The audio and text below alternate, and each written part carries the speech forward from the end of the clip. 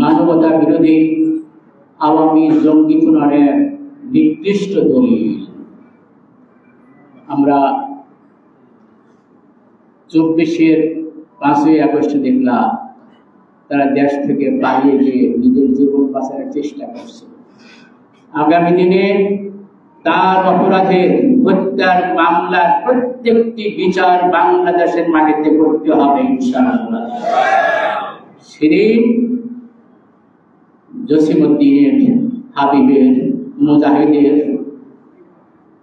আবু সাইদ এবং মুগ্ধর বিচার করা হবে, তাদের যারা কেন হত্যা করেছে। সেদিন মানব ঢাল রচনা করে আমাদের শহীদ মৌলানা মতিয়ার নিজামী মুজাহিদ ভাইকে আমরা রক্ষা করেছিলাম। আল্লাহ সুবহানাহু ওয়া তাআলা এই মুজাহিদকে কবুল করুন। আগামী দিনে শহীদের রক্তের পর ইসলামের বিজয় পতাকা উত্তীর্ণ হবে এই আশাবাদ ব্যক্ত করে আমার কথা শেষ করছি।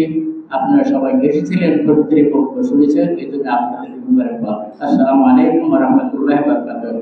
দোয়া হবে, দোয়া পরিচালনা করুন আমাদের প্রধান অতিথি আমাদের এটিএম মাসুদ ভাই।